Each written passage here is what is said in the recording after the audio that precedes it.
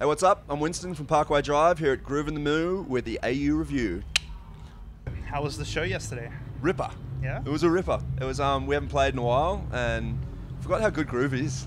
It's great. It was hot and sweaty. It was dust everywhere, kids flying everywhere. It was nice to see a lot of floral stuff that you definitely wouldn't associate with this normally, just going berserk, so it was cool. Yeah. Lots of girls in felt hats crowd surfing. Nice. Okay. I was actually reading an interview you did with MTV last year, I think, and you said that the new material that Parkway Drive is working on is kind of new and shows an evolution of the bands. Definitely does. Yeah. Definitely does. It's I don't even know where to start on this one, but it's a long process, the writing process, and it's going to be a long process recording. The idea this time is we're literally spending like 4 times the amount of time writing and recording than we'll have ever done in the past. And the idea is literally to take the bits we love out of Parkway and use them, but also there's so much more influence from outside that I don't even know where to begin on this one. So it's one of those things, every time you hear a band say, oh, they're coming out, we're bringing in a new influence, you listen to it and you're like, oh, there's that little bit, and the rest of the record just sounds the same. It's definitely not going to sound the same. Our producer's working with us from pretty much now until the record's going to be done, which is going to be, man, like 9 months down the track. So we've never done that in the first place, and we're using that process and basically fine-tuning everything a hell of a lot more, and it means we can put a lot more scope into what we're doing sounds-wise as well, as opposed to just having basic ideas and then having a little time to actually execute in the studio. We're going to be able to work from scratch and build the whole thing up, so that's cool. Is any of the new material in the sets at the moment?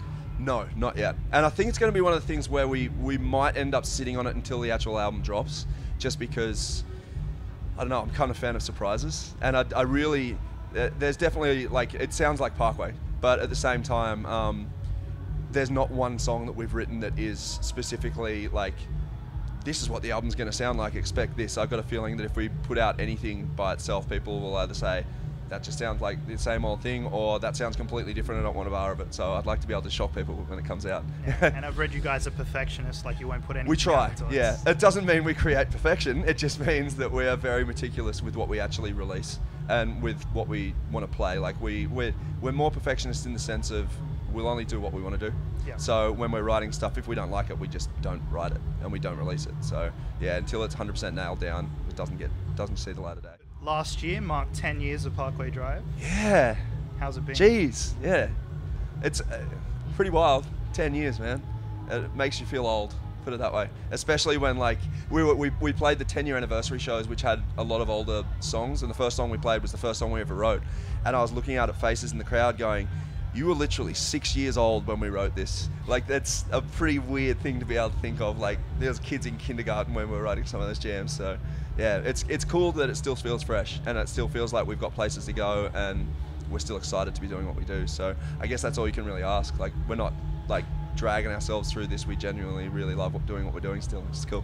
That's good. And you guys actually released a book about it as well. Yeah, which was another cool thing. Like, we like working in mediums that we're not really familiar with because it's just fun, basically. So yeah, we had a lot of stuff lying around and a lot of interesting things to be able to put into that. So our friend Callum Preston did a fantastic job on it and basically compiled it into something that we could never have made ourselves. So yeah, it's nice. It's nice to be able to have a visual history and be able to pick up a book like you pick up an encyclopedia and go, holy crap, that's my life. As one of the most respected metalcore bands in Australia, what do you think of the scene at the moment?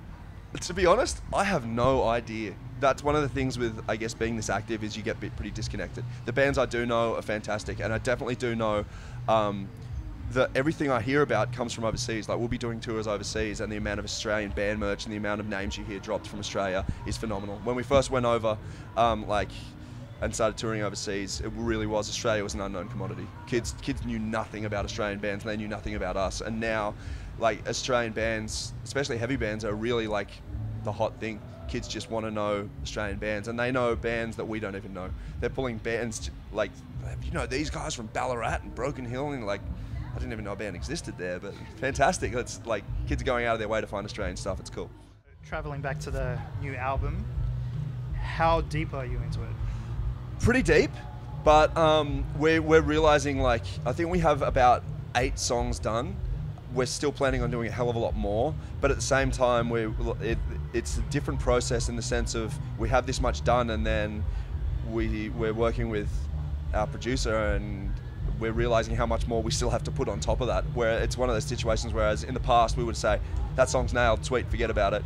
We say that song's nailed for now, and it's literally like 50% of the stuff we're actually going to put in it is on it now, and the rest of it we're going to have to just plan and then work over the months in the studio and really nail it down. So that's the exciting thing. Like, I think that we have all these songs that we're really stoked on now, but the fact that there's so much more music to even go into those that we can't encapsulate with the stuff that we have is really, really cool.